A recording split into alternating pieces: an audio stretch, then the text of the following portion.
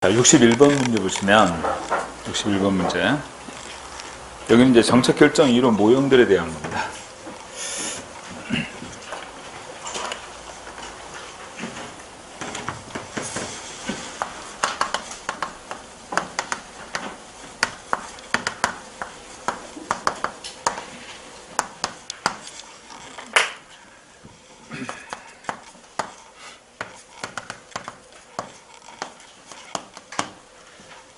개인 차원의 이론 모형, 그다음 첫 번째 읽을 수 있는 것이 합리 모형. 합리 모형.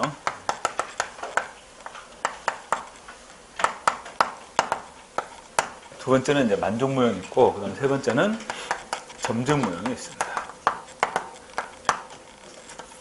합리 모형, 만족 모형, 점증 모형. 여기는 완전한 합리성을 전제로 하고 있죠.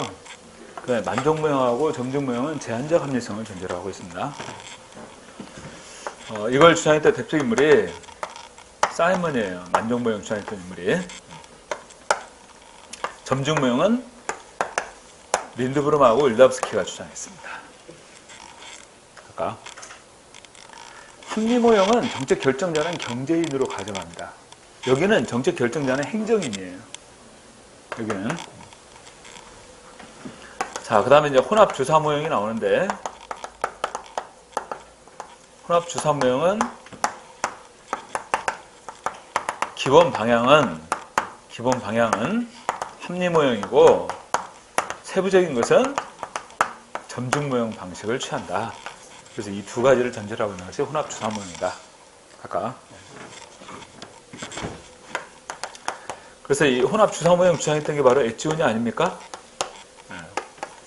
그 다음에 드론은 최종 모형 주장하죠. 합리적인 요인 플러스 초합리적인 거. 이 두 가지를 전제로 하고 있는 거. 합리적인 것과 그 다음에 초합리적인 것을 전제로 하고 있는 것이 바로 최종 모형. 이렇게 표현하는 내용이에요. 그래서 초합리적 요인 이거 나오면 볼 것도 없이 여기에 해당돼요. 최종 모형에. 그 다음에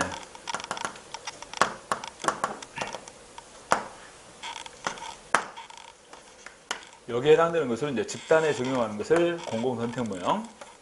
그 다음에 만족 모형을 집단에 적용하는 것은 회사 모형. 이것은 연합 모형이라고 표현합니다.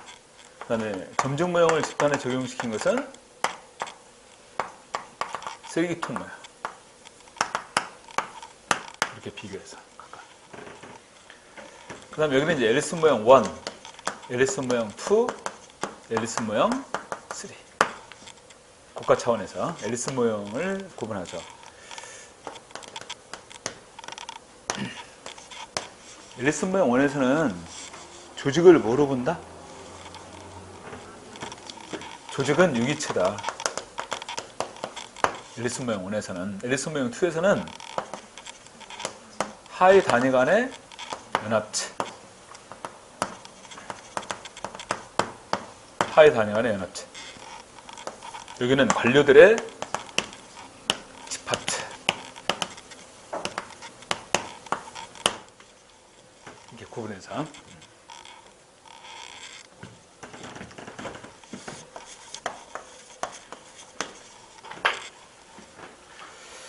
자, 그러면 61번 문제 한번 봅시다. 61번.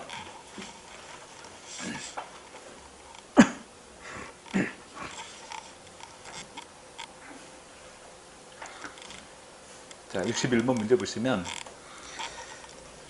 정책 결정 모형의 설명에서 옳지 않은 거 이렇게 하는데 1번 만족 모형은 정책 결정자나 정책 분석가가 절대적 합리성을 가지고 있고 주어진 상황 하에서 목표의 달성을 극대화할 수 있는 최선의 정책 대안을 찾아낼 수 있다고 본다.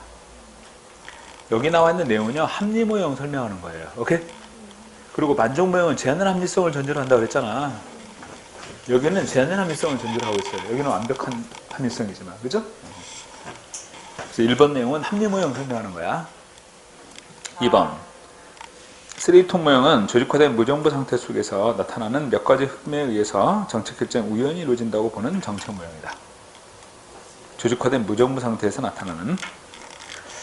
3번 최종 모형은 정책 결정을 체계론적 시각에서 파악하고 정책의 성과를 최적화하려는 정책 결정 모형에 해당하는 거야. 최종 모형은. 4번 혼합 모형은 합리 모형의 이상주의적 특성에서 나오는 단점과 점증 모형의 지나친 보수성이라고 하는 약점을 극복할 수 있는 전략으로 제시된 모형이다.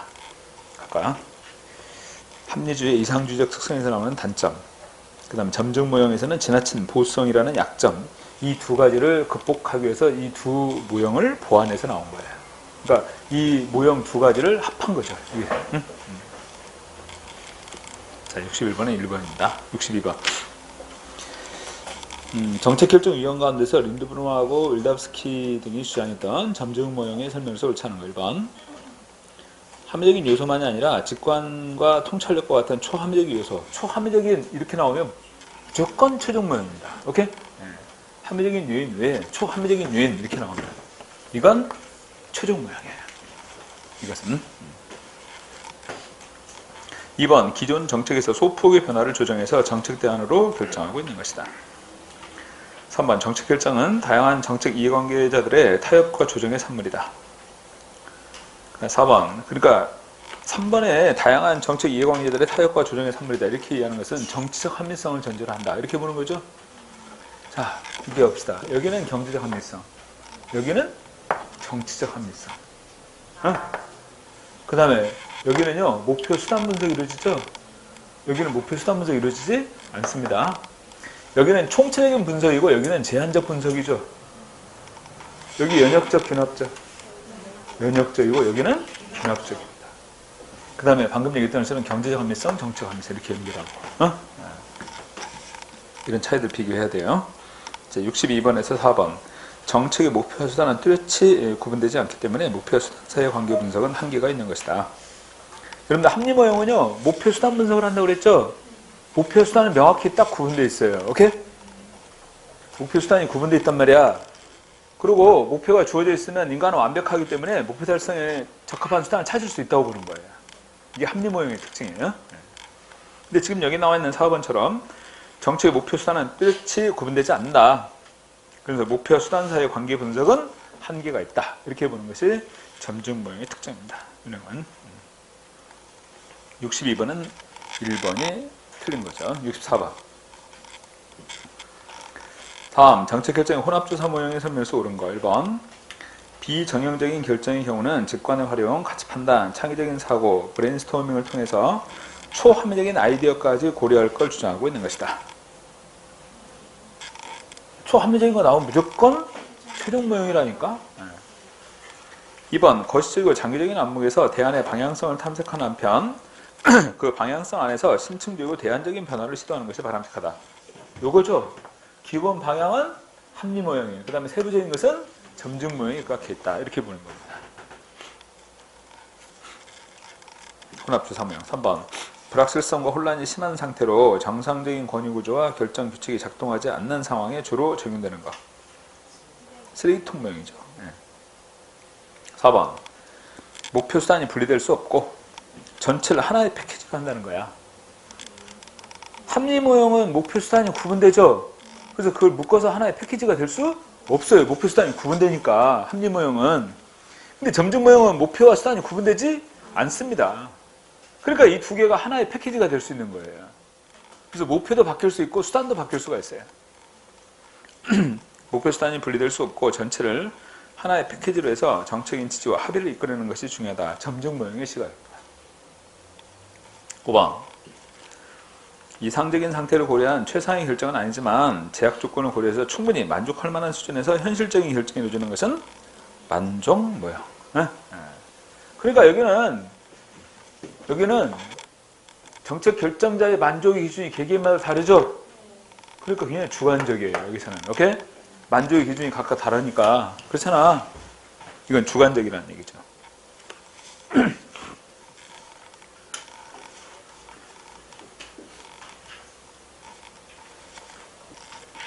이쪽에 앉아있던 남학생 한 명 안 나왔네?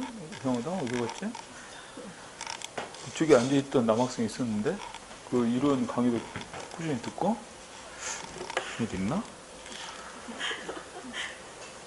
아니 수업 안 빠지고 계속 열심히 했거든. 기본 이론 강의 듣는 것도 그러고. 근데 갑자기 안 나왔네요. 자, 64번은 옳은 것은 몇 번? 2번입니다. 네. 자, 66번 보세요. 66번. 정책 결정 모형에 관한 설명에서 보기에서 옳은 것을 모두 고르면 이렇게 나왔는데,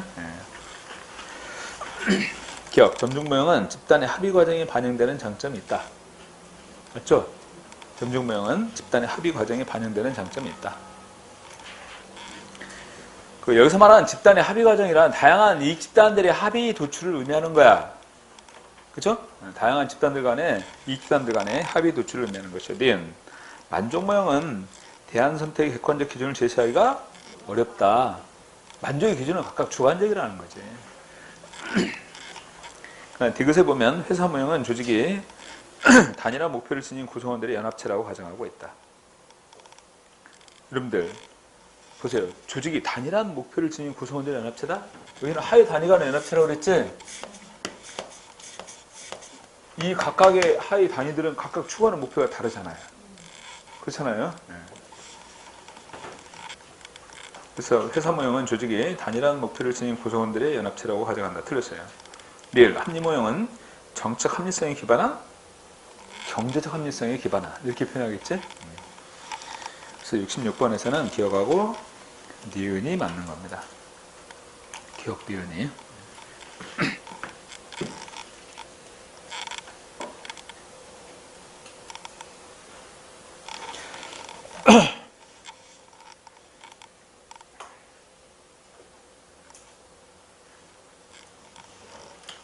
자, 68번. 사이버네틱스 의사결정 모형의 설명에서 옳지 않은 거. 사이버네틱스. 이 사이버네틱스하고 비교되는 개념은 합리문.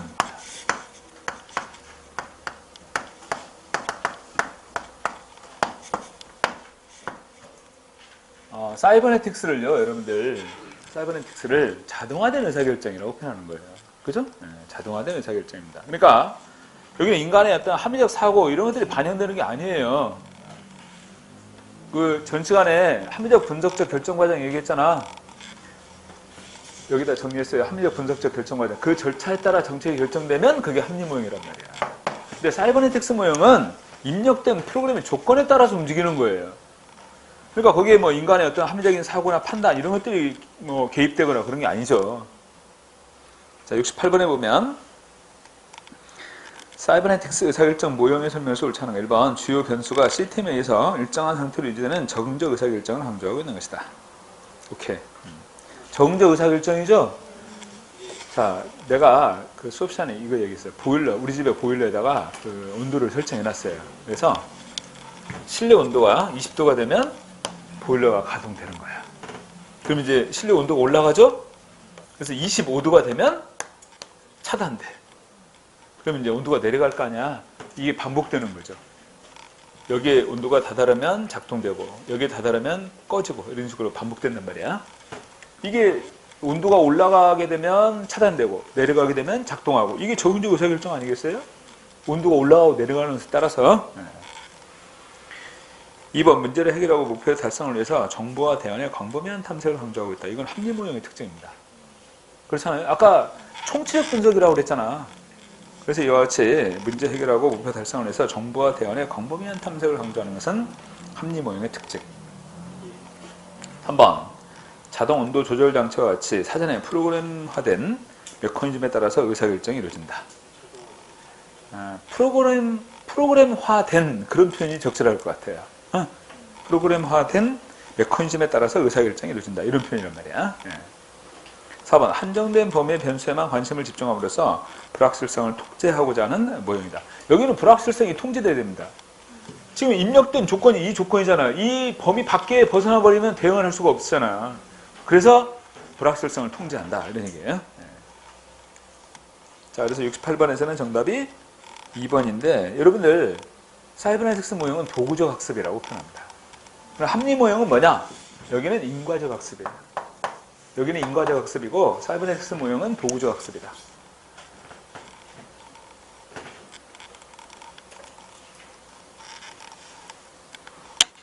68번에서는 2번이 틀렸습니다. 자, 70번으로 넘어옵니다. 70번으로. 자, 정책 결정 모형 가운데서 회사 모형의 설명에서 옳지 않은 것. 회사 모형. 실제 회사 조직에서 이루어지는 의사결정을 설명하고자 하는 것이죠. 여기서는 1번. 회사 조직이 서로 다른 목표를 지닌 구성원들의 연합체라고 가정하고 있는 것이다. 2번. 연합 모형 또는 조직 모형이라고 불리기도 한다. 연합 모형 또는 조직 모형. 3번. 조직이 환경에 대해서 장기적으로 대응하고 환경 변화에 수동적으로 적응한다. 회사 모형은 불확실성을 회피하고자 합니다. 왜냐? 투자 한번 잘못하면 회사가 휘청거릴 거 아니에요. 그렇지 않습니까? 그래서 쓰러진 기업들이 한두 개가 아닌데. 그래서 여기서는 이 불확실성을 회피하기 위해서 철저하게 단기적인 전략을 수립하죠. 단기적인 전략을. 왜냐하면 그래서 장기적인 관점은 예측하기 어렵잖아.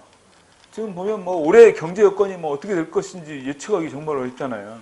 그래서 뭐 미국의 어떤 기업 CEO는 올해는 정말 힘든 해다. 기업들은 단단히 허리띠를 졸라매고 대응을 해야 된다. 뭐 이런 얘기를 하는 반면에 미국을 제외한 다른 나라들은 경제가 좀 살아날 것이다. 그동안 미국만 경기가 좋았는데 뭐 이런 얘기도 하고 여러 가지 얘기도 나오는데 예측이 안 돼요. 예측이. 각자의 판단에 따라 이렇게 얘기도 하고 하겠지만 쉽게 예측할 수가 없는 거죠.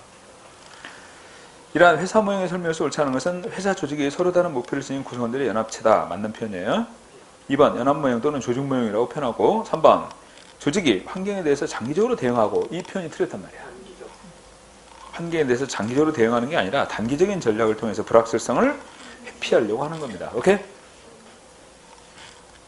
그래서 환경 변화에 수동적으로 적응할 게 아니라 능동적으로 대응하고 적응을 해야겠지. 그럼 환경의 변화에 대해서 3번 문제를 여러 하위 문제로 분해하고 이들을 하위 조직에 분단시킨다고 가정하고 있다. 자, 70번에서는 옳지 않은 것은 3번 내용입니다. 자, 71번. 자, 회사 모형이 원한 거예요. 회사 모형은 불확실성을 회피하기 위해서 단기적인 전략에 치중한다. 그러면 불확실성을 회피하기 위해서 단기적 전략에 치중하는데 그러한 불확실성의 대응 전략으로 장기 계약을 체결한다. OX. 장기 계약을 체결한다. 그거 맞는 거예요. 왜냐? 장기 계약은 예를 들어서 5년, 10년 장기 계약을 체결하면 그 기간 동안에는 계약한 내용대로 거래가 되니까 충분히 예측할 수 있잖아. 그러니까 장기 계약을 체결하는 것도 불확실성을 회피할 수 있는 전략 가운데 하나입니다. 방법 가운데. 네? 자, 71번. 표준 운영 절차의 설명에서 옳은 거예요.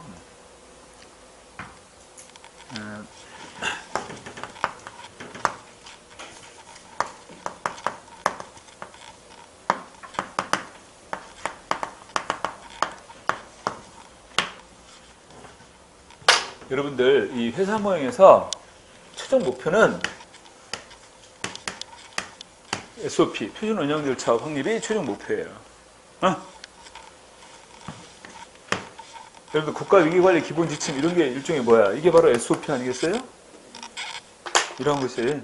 그래서 여기 보면 예를 들어서 관심 단계, 뭐 주의 단계, 경계, 심각 이런 각각의 단계란 말이야 이게.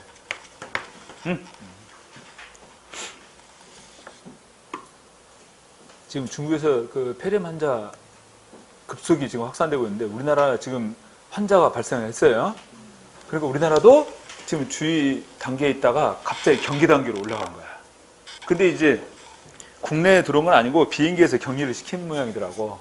비행기 안에서. 그러니까 국내로 들어오긴 했지만 이제 어느 정도 차단할 수 있는 거죠. 근데 이제 국내 다른 지역에서 이제 폐렴 환자가 발생했다. 그러면 이건 진짜 심각한 거예요. 각각 이것에 따라 각각의 이제 조치를 취하는 거예요. 여기 매뉴얼화 되어 있으니까. 이게 표준 운영 절차예요. 그럼 이러한 표준 운영 절차에 대한 설명에서 옳은 거 1번. 업무 담당자가 바뀌게 되면 표준 운영 절차로 인해서 업무 처리의 연속성을 유지하기 어렵다? 그런데 이 표준 운영 절차에 따라 업무를 수행하면 되니까 담당자 바뀌어도 상관이 없어요. 이 정해진 절차에 따라서 그대로 업무 수행하면 되잖아요. 다 매뉴얼화 되어 있는데. 두 번째, 표준 운영 절차는 업무 처리의 공평성 확보에 기여한다. 맞죠? 예. 업무 처리에서 누구에게나 똑같이 똑같은 기준에 의해서 이제 처리가 되니까 공평성을 확보할 수가 있습니다. 3번, 표준 운영 절차에 따른 업무 처리는 정책 집행 현장의 특성을 반영하기에 용이하다. 특성 이런 여건들을 반영 안 되는 거죠. 그냥 정해진 절차에 따라서 똑같이 적용되어 처리되는 거니까. 4번, 정책 결정의 모형 가운데 엘슨 모형의 모델 1은 표준 운영 절차에 따른 의사결정을 가정하고 있다. 여러분들, 자, 이렇게 이제 그림으로 그렸는데, 여기에서 이제 여기 나왔잖아. 표준 운영 절차가. 그치? 여기도 마찬가지예요. 앨리스 모형 2하고 연관이 됩니다. 지금 여기 보시면. 앨리스 모형 2. 여기는 조직을 유기체로 보고, 여기는 하이다이닝하는 연합체로 보고, 여기는 관리들의 집합체로 보고, 이렇게. 여러분들, 이것은 앨리스 모형 2는 상위 계층에 적용돼요? 하위 계층에 적용돼요? 이건 하위 계층에 적용되는 거예요. 그 다음 이것은 상위 계층에 적용됩니다. 아까. 71번에서 옳은 것은 2번이에요. 2번. 자, 73번 보겠습니다. 보기는 정책 결정에 관한 어떤 모형을 설명하고 있는데, 이 모형을 제안한 학자는 이렇게 하는데, 자, 박스에 보니까 이 모형은 조직화된 혼란 상태에서의 의사결정을 다룬다. 볼 것도 없어. 조직화된 혼란 상태 뭐야? 쓰레기통 모형이죠. 대학교, 의회 이런 경우처럼. 이 모형은 합리 모형이 전제하고 있는 것처럼 모든 대안을 비교평가해서 최선의 대안을 선택할 수 없다고 전제하고, 문제 선호, 불분명한 기술, 유동적 참여 세 가지 요인이 의사결정 기회를 찾아서 끊임없이 움직이고, 이들의 흐름이 교차하는 시점에 의사결정이 이루어진다. 바로 쓰레기통 모형인데, 이걸 주장했던 대표적 인물이 바로 코엔, 마치, 올슨 이런 인물들이 바로 쓰레기통 모형 주장했던 인물들이에요. 여기서 드로 그러면 뭐야? 드로가 주장하는 것은 바로 최종 모형에 관한 것입니다. 그 다음에 스미스와 메이는 정책결정 이론 모형하고는 거리가 있어요. 엣지온이는 뭘 주장했습니까?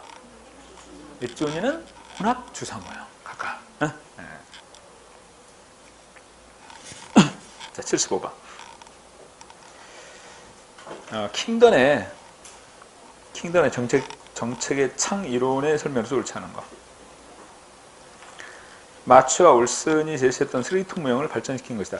여러분들, 쓰레기통 모형은 행정학에서 전개된 이론 모형이라고 한다면, 정책의 창 모형은 정치학이에요. 정치 현상을 중심으로 해서. 근데 똑같이 흐름 모형입니다. 그러니까 이 정책의 창 모형이라는 것은 쓰레기통 모형을 정치 현상에 적용한 것이다. 이렇게 보면 돼. 응? 이 내용은. 자, 그래서 여기 설명을 옳지 않은 것은 쓰레기통 모형을 발전시킨 것이고, 2번 문제 흐름, 이슈 흐름, 정치 흐름이 만날 때 정책의 창이 열린다. 문제와 정치와 정책이에요. 문제와 정치와 정책이야. 각각. 문제, 정치, 정책. 세 가지 흐름이.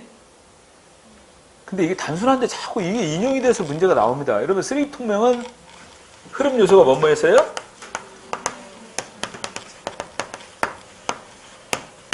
요 네 가지였어요. 문해, 기참. 문제, 해결책, 선택 기회, 참여자. 이렇게. 이건 쓰레기통 모형이야. 그 다음에 정책의 창 모형에서는 문제와 정치, 정책이에요. 세 가지. 문제, 정치, 정책. 3번 정책의 창은 국회 예산 주기, 정기회계 계획 등의 규칙적인 경우뿐만 아니라 때로는 우연한 사건에 의해서 열리기도 하더라. 4번 문제에 대한 대안이 존재하지 않을 경우에 정책의 창이 닫힐 수도 있다. 항상 열려있는 게 아니에요. 아셨어요? 창이 항상 열려있는 게 아니라 이렇게 닫히기도 합니다. 그리고 이제 또 다른 사건이 발생하면 또 열리겠죠. 자, 75번은 2번이 틀렸고, 76번 보겠습니다. 앨리슨 모형의 설명에서 가장 옳지 않은 거 1번 쿠바 미사일 사건에 대한 세 가지 상이한 이론 모형을 제시한 것이다. 2번 합리적인 행위자 모형은 정책의 최고 지도자와 같은 단일 행위자의 합리적 선택이라고 간주하고 있다. 3번 조직과정 모형은 정책 결정의 결과가 참여들 간의 타협, 협상 등에 의해서 좌우된다고 본다. 여러분들, 참여자들 간의 타협과 협상을 통해서 좌우된다? 이 관료들 간에 아셨어요? 이건 뭐야? 앨리스 모형? 3예요. 관료 정치 모형이 해당되는 거야. 그렇잖아. 예, 정책 결정의 결과가 참여자들 간에, 다시 말해서 관료들 간의 타협과 협상에 의해서 좌우된다. 이렇게 보는 거니까. 4번 관료 정치 모형은 조직 내의 권력이 독립적 개인 행위자들의 정책 자원에 의존한다. 이 독립적인 개인 행위자들은요, 정책 결정을 담당하는 관료들을 말하는 거예요.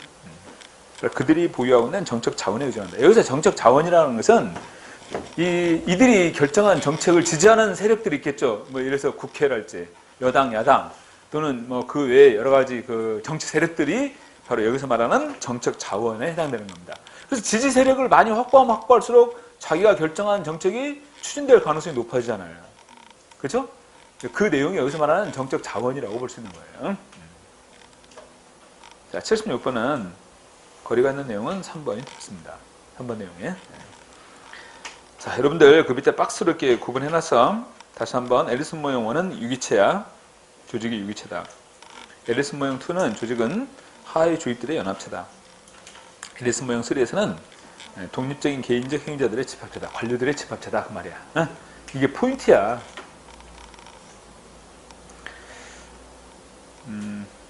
정책 결정의 양태를 보면 그 합리 모형인 앨리슨 모형 1은요, 합리적 의사결정이 이루어지게 돼요.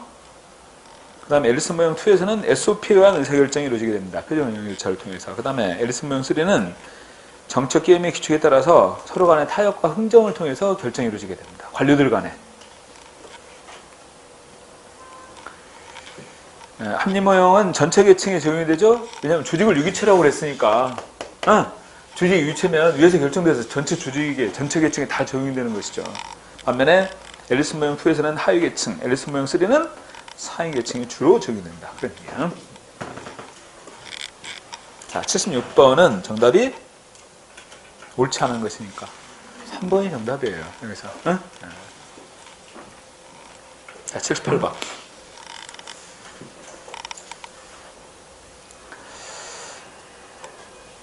자, 앨리스는 세 가지 의사결정 모형의 설명서를 찾는 거. 1번. 집단적 의사결정을 국가의 정책 결정에 적용하기 위해서 합리적 행위자 모형, 조직과정 모형, 관료정치 모형 이렇게 구분했고, 두 번째 관료정치 모형은 조직의 하위 계층에 적용 가능성이 높고, 조직과정 모형은 상위 계층에 적용 가능성이 높다. 반대죠? 반대로 표현된 거잖아. 3번 실제 정책 결정 과정에서는 어느 하나의 모형이 아니라 세 가지 모형이 모두 적용될 수 있다는 얘기입니다.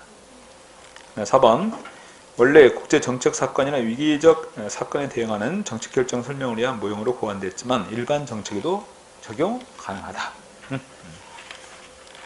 자, 78번은 2번이 틀렸어요. 79번.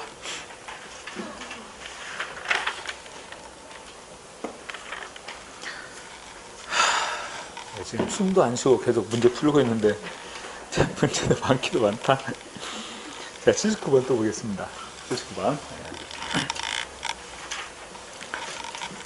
정책 결정 모형의 설명에서 옳은 거예요. 1번.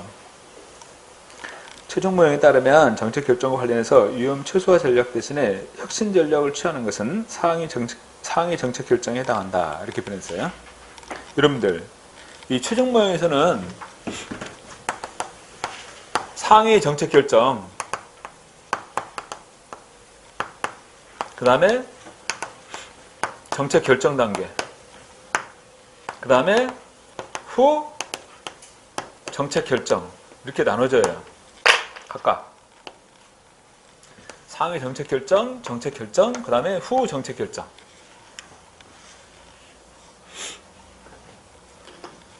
상위 정책 결정은 정책 결정을 준비하는 과정이에요.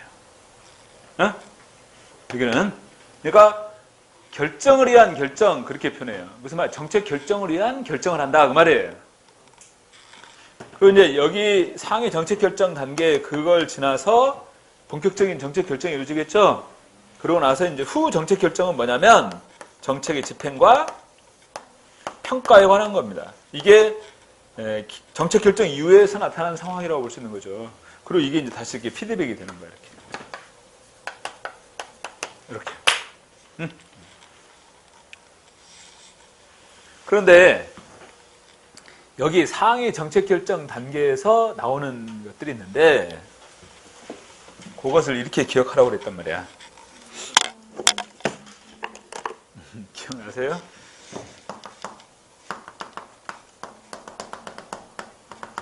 이렇게 기억하란 말이에요. 여기에 해당되는 것들이 무슨 말이냐면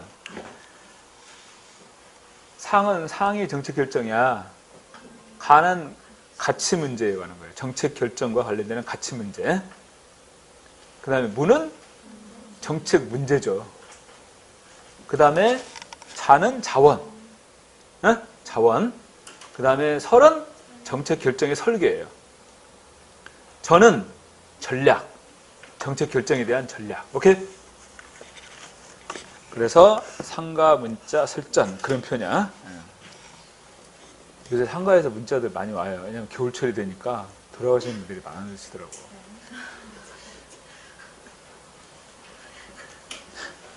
자, 그 79번 문제 해설해 보면 지금 언급했던 내용들이 쭉 나와 있지? 그러면 다시 한번 보세요. 1번에 정책 결정과 관련해서 위험 최소화 전략 대신에 혁신 전략을 취한다. 그런다면 전략을 수립하는 것에 들어가는 거잖아. 오케이?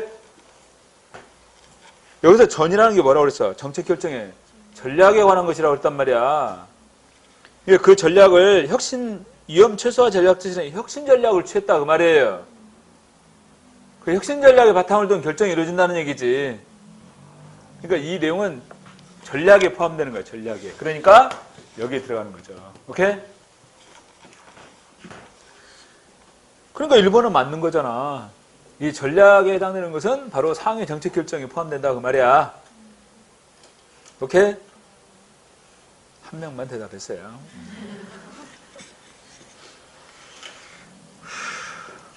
2번 앨리스 모형 2는 긴밀하게 연결된 하위 조직체들이 표준 운영 절차를 통해서 상호 의존적인 의사결정을 한다 그랬는데 여러분들 이 조직 단위들이 긴밀하게 연결된 게 아니죠. 느슨하게 연결된 그런 편이야. 긴밀하게 연결된 게 아니라 느슨하게 연결되어 있어요. 그러니까 협력이 잘 이루어지지 않습니다. 그리고 서로 간에 갈등이 나타나고 이렇게 된다는 거지. 3번 만족 모형은 의사결정자들이 만족할 만하고 괜찮은 해결책을 얻기 위해서 몇 개의 대안만을 병렬적으로 탐색한다. 병렬적이라는 말은 이런 식이잖아요. 이렇게 나란히. 근데 만족모형은 이렇게 나란히 병렬적으로 대안 탐색을 하는 게 아니라 자 A 대안을 선택했는데 정책 결정자가 만족스럽지 못해. 그러면 이것보다 한 차원 높은 대안을 선택해. 응? 근데 이것도 만족스럽지 못하면 또 한 차원 높은 대안을 선택하고 그래서 이렇게 병렬적인 게 아니라 이게 순차적인 거예요. 아셨어요? 병렬적이라는 것은 같은 수준의 레벨에 있는 거잖아. 그게 아니고 그러면 뭐 이걸 검토할 수가 없지. 순차적으로 검토한다. 대안들을. 4번 쓰레기통 모형은 의사결정을 위해서는 문제, 해결책, 참여자의 세 가지 요소가 필요하다. 아까 저기서 얘기했어. 문해, 기참 그랬어요. 자, 79번은 1번입니다. 1번이에요.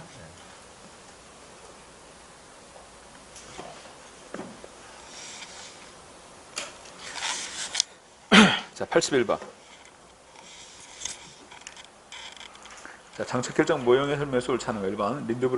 린드브럼 같은 점중주의자들은 합리 모형에 불가능한 일을 정책 결정자에게 강요함으로써 바람직한 정책 결정에 도움을 주지 못한다고 주장하고 있다. 합리 모형이 불가능한 일을 결정자에게 강요한다는 거죠.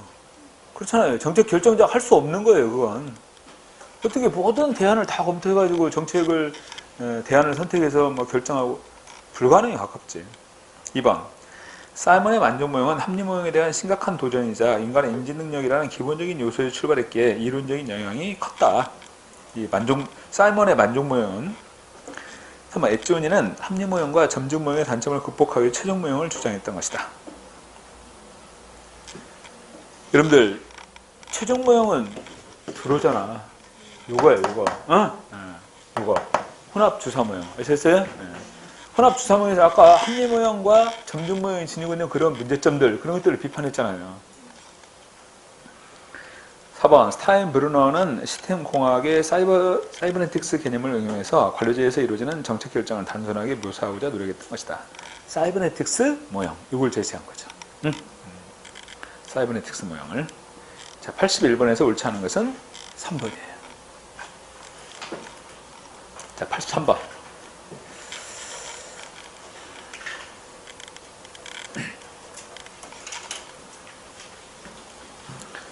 다음 가운데 여러분들 사이버네틱스 모형도 정리 좀 해두셔야 돼요. 아셨어요? 사이버네틱스 모형. 왜냐하면 이렇게 문제들을 보면요, 이렇게 지문에 많이 인용이 돼요. 사이버네틱스 이론 모형의 특징들도 챙겨야 됩니다.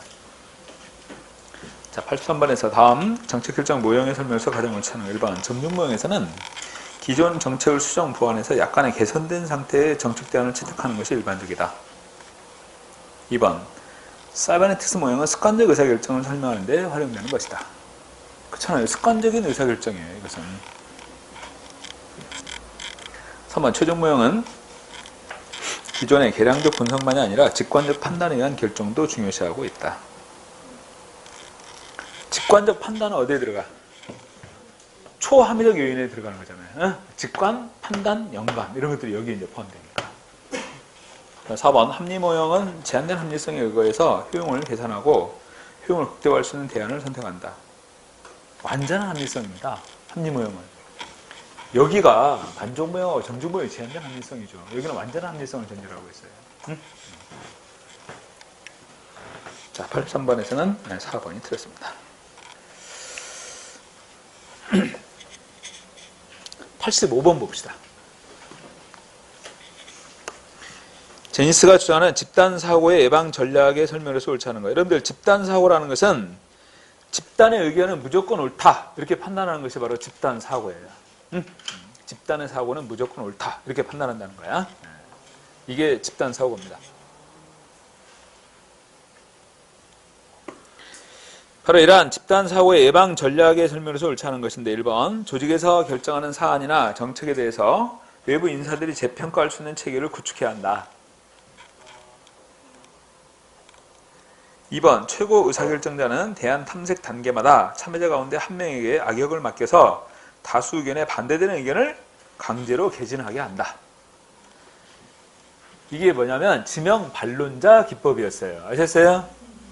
반론자를 지명해서 그 정책이 결정되면 안 되는 것을 반론을 제기하게 한다 이 말이잖아. 지명 반론자 기법. 오케이? 이것도 집단사고 예방 전략에 해당될 수 있는 거 아니에요? 다수 집단이 이 정책을 결정하는 것이 바람직하고 옳다 이렇게 생각하지만 그 정책이 결정됐을 경우 이런 문제가 있다라고 해서 반론자를 제시해서 이제 지명해서 반론을 제시하게 한단 말이에요. 그럼 이런 집단 사고를 막을 수 있잖아. 만약에 그 지적되는 문제가 심각하다라고 한다면. 3번 집단적 의사결정에서 의사결정 단위를 2개 이상으로 나누는 거예요. 하나의 의사결정이 아니라 2개로 나누면 각기 다른 결정이나 다른 의견이 제시될 수 있잖아요. 2개로 나누게 되니까. 4번 최종 대안을 도출하는 후에는 각 참여자들에게 반대 의견을 제시할 수 있는 기회를 부여하지 않는다. 4번 틀렸죠? 이 문제는 굉장히 싱거워요, 사실은. 국어 실력만 있어도 풀 수 있어요. 그렇지 않습니까? 그 4번 질문 보세요. 최종 대안을 도출한 후에 각 참여자들에게 반대 의견을 제시할 수 있는 기회를 부여하지 않습니다. 그럼 이게 집단사고죠. 그렇지 않겠어요? 국어 실력이 우수하면 풀 수 있어요. 4번이 틀렸습니다. 자, 87번으로 넘어와서 87번 딜레마 이론입니다. 딜레마 이론. 자, 딜레마 이론으로서 옳은 것. 여기서.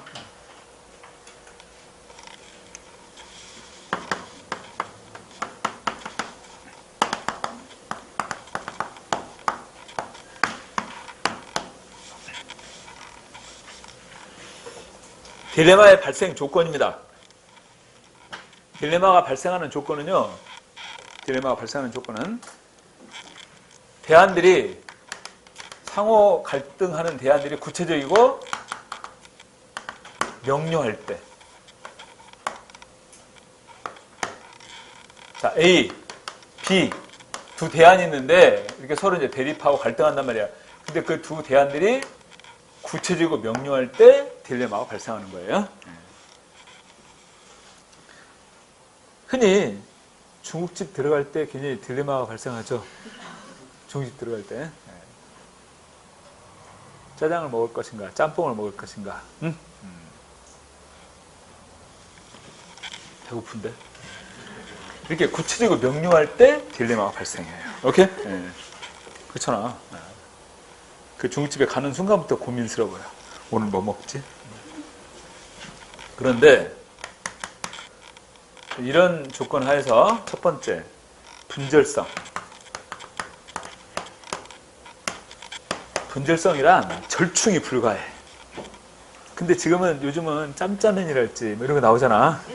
그래서 단박에 그 갈등을 해결해 버립니다. 딜레마를. 아셨어요?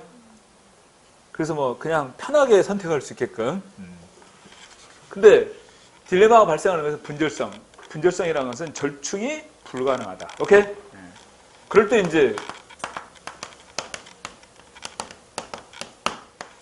딜레마가 발생하는 거예요. 절충이 불가능할 때. 두 번째는 상충성.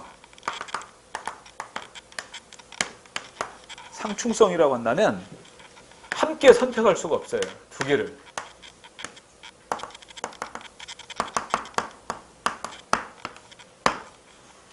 여러분들 짬짜면이나 이런 게 없다고 생각해 보세요. 그러면 여기서 짜장하고 짬뽕을 같이 절충할 수가 없다 이 말이야. 그리고 함께 선택할 수가 없다. 두 개를 어떻게 다 먹겠어? 그렇잖아요. 불가능이지. 그다음 세 번째는 균등성이에요. 균등성이란 결과의 가치가 비슷해. 결과의 가치가 비슷하단 말이야. 이게 균등성이에요. 그 다음에 네 번째는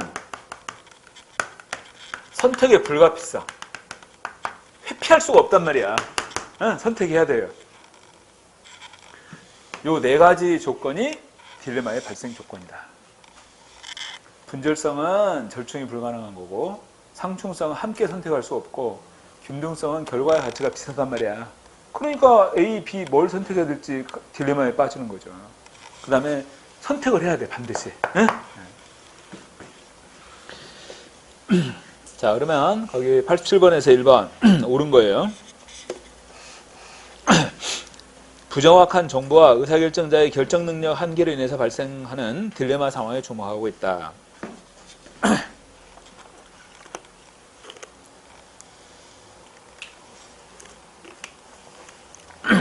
1번 OX. 부정확한 정보와 의사결정자의 결정 능력 한계로 인해 발생하는 딜레마 상황. 그게 아니란 말이야. 지금 뭐라고 그랬어요? 이 대안들이 구체적이고 명료할 때 딜레마가 발생하는 거예요. 구체적이고 명료할 때. 이러한 부정확한 정보 이런 것을 근거로 하는 게 아니란 말이야. 두 번째, 대안을 선택하지 않는 비결정도 딜레마에 대한 하나의 대응 형태로 볼 수 있다. 여러분들, 대안을 선택하지 않는 비결정 또한 여기서 말하는 딜레마의 대응 방안이에요. 또는 회피해버리는 거죠. 중집에 나와버리는 거야. 아셨어? 아니면 이제 친구하고 같이 갔잖아요. 그럼 친구에게 책임을 전가시켜. 너가 선택해. 이렇게. 그럼 자기는 딜레마에서 빠지는 거잖아요. 이렇게 책임을 전가하는 거. 책임을 전가시키는 거나. 아니면 회피하거나. 이런 것들 또는 여기서 말하는 대안을 선택하지 않는 비결정도 바로 이러한 딜레마의 대응 형태라고 볼 수 있는 것이다. 3번. 두 대안이 추구하는 가치 간에 충돌이 있는 경우 결국 절충안을 선택하게 된다. 그러면 절충안을 선택했다는 것은 딜레마가 해결돼 버린 거예요. 여기 나왔잖아. 절충이 불가능한 경우에 딜레마가 발생한다고. 그러니까 내가 수업 시간에 이렇게 얘기했어요. 여러분 이제 공무원 시험에 학교에서 공무원이 됐단 말이야. 근데 출퇴근하는데 막 너무 차 시간이 버스 타고 막 30분, 1시간 이렇게 걸린단 말이야. 그래서 할아버지께서 고생한다고 차를 하나 사주시겠다는 거야. 어? 정말 얼마나 감동입니까? 예.